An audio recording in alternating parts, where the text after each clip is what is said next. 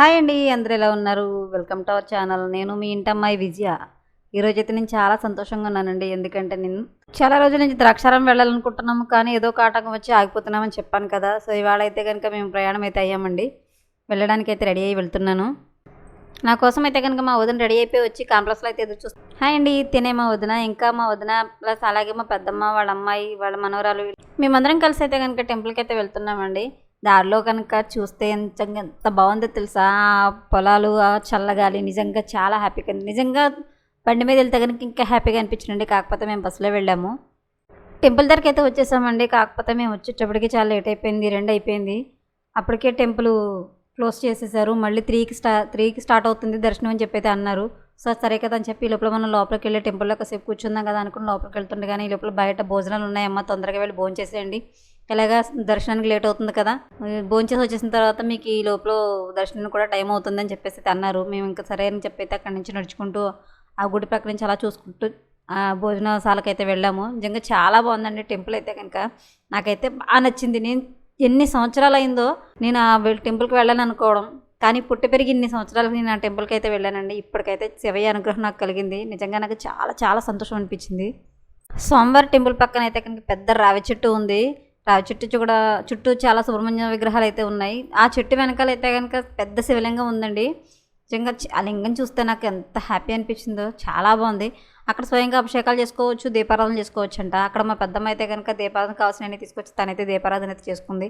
మమ్మల్ని కూడా పెట్టుకోమని చెప్పి మాకు ఇచ్చింది. సో మేము కూడా వెలిగించుకున్నాము. అక్కడి నుంచి అయితే భోజనశాలకి అయితే వచ్చేసామండి. భోజనశాల చాలా బాగుంది. ఎంట్రన్స్లో అయితే కనుక స్వామివారు అన్నపూర్ణాదేవి రూపంలో అమ్మవారు అయితే కనుక స్వామివారికి భోజనం అయితే పెడుతుంది. ఆ విగ్రహం అయితే చాలా బాగా నచ్చింది నాకు.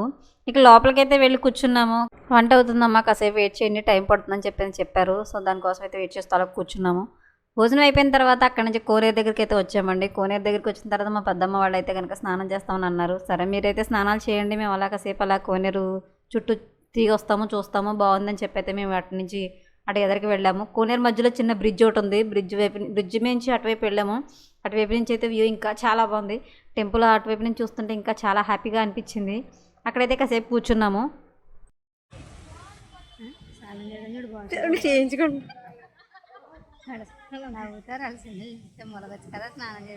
ఇది రాజాగడి పంపిస్తాను చూడండి. నేను బ్రిడ్జ్ మీద అయితే కాసేపు అలా చక్క తిరిగామండి. ఈ లోపల మాకు అక్కడ వాటర్లో అయితే కనుక ఒక చిన్న తాబేలు అలాగే ఒక పాంపిల్ల కూడా కనిపించాయి. దిగుదాం కదా అనుకున్నాము. కిందకి దిగి కాళ్ళే కడుక్కుందాం, చక్కగా కాసేపు కూర్చుందాం కదా, వాటర్లో కాళ్ళు పెట్టి అనుకున్నాం. కానీ ఆ 2 చూడగానే భయం వేసిందండి నాకు. అందుకే అందులో దిగడానికి కూడా భయపడ్డాము. కాకపోతే కాసేపు అలా పక్కనే కూర్చొని చాలాసేపు ఉన్నాము. ఇక తర్వాత స్వామివారి దర్శనానికి అయితే టైం అయిపోయింది. వెళ్ళి స్వామివారి దర్శనం అయితే చేసుకున్నాము. ఫస్ట్ కింద దర్శనం చేసుకున్న తర్వాత పై అంతస్తుకి అయితే వెళ్ళామండి. పైన అయితే స్వామివారి శిఖరం ఉంటుంది కదా, పై భాగము, ఆ పై భాగం అయితే పైన ఉంది.